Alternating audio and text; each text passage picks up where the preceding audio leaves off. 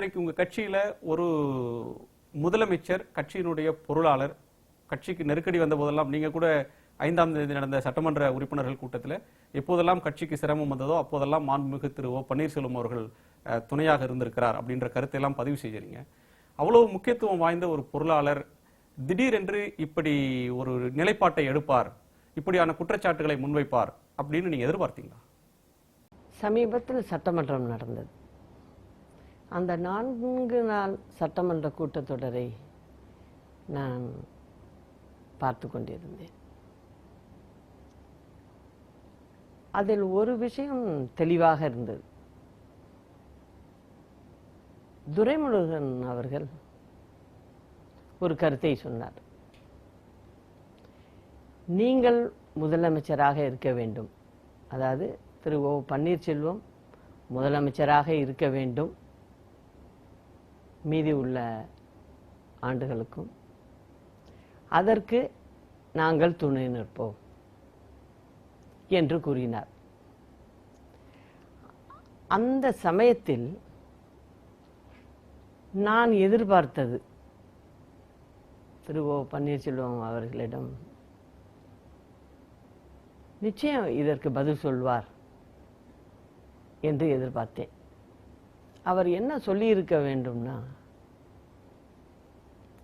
நாங்கள் பெரும்பான்மையோடு ஆட்சிக்கு வந்திருக்கிறோம், எங்களுக்கு உங்கள் தயவு தேவையில்லையே என்று சொல்லியிருக்கலாம். ஆனால் அதை அவர் சொல்லவில்லை. அன்றிலிருந்து தான் உண்மையாகவே என்னை கொண்டு வர வேண்டும் என்ற எண்ணம் எங்கள் சட்டமன்ற உறுப்பினர்கள் அனைவருக்குமே ஏற்பட்டிருக்கிறது.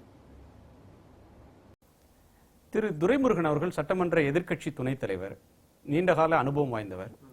தமிழ்நாடு சட்டமன்றத்தை பொறுத்தவரையிலும் ஒரு இணக்கமான சூழல் இருக்க வேண்டும், ஆளுங்கட்சிக்கும் எதிர்கட்சிக்கும் ஒரு இணக்கமான சூழ்நிலை இருக்க வேண்டும் அப்படின்ற ஒரு நல்லெண்ணத்துல ஒரு பகைமை பாராட்ட வேண்டாம், ஆக்கப்பூர்வமாக பொதுவான பிரச்சனைகள்ல இணைந்து செயல்படலாம் அப்படின்ற நோக்கத்துல அப்படி சொல்லியிருக்க மாட்டாரு, இதற்கு பின்னால் ஒரு அரசியல் நோக்கத்தோட தான் சொன்னார்ன்ற முடிவுக்கு ஏன் வர்றீங்க? அவங்களுடைய நிலைப்பாடு எப்போதுமே அனைத்து இந்திய அண்ணா திராவிட முன்னேற்ற கழகத்தை எதிர்ப்பதுதான். ஒரு காலத்தில் எதிர்கட்சி தலைவராக இருந்த புரட்சி தலைவி அம்மா அவர்களை சேலையை பிடித்து இழுத்தவர்கள் தான் இவர்கள். எங்களுடைய எதிர்கட்சி தான் அவர்கள், எதிரி கட்சி தான் அவர்கள். அவர்கள் இப்ப திடீர் என்று இந்த முடிவுக்கு வர வேண்டிய அவசியம் என்ன? தேவையில்லையே. அவர் நாங்கள் இருக்கிறோம், உங்களை பார்த்துக் கொள்கிறோம் என்றுதான் அவருக்கு சொன்னது போல், நான் மட்டும் இல்லை, எங்க கழகத்தினர் அனைவருமே அதை தான் சொன்னார்கள். அதற்கு பிறகுதான் என்னை கொண்டு வர வேண்டும் அப்படிங்கிற முடிவுக்கே எங்க சட்டமன்ற உறுப்பினர்கள் தான் வந்தாங்க. இதுதான் உண்மையா நடந்தது.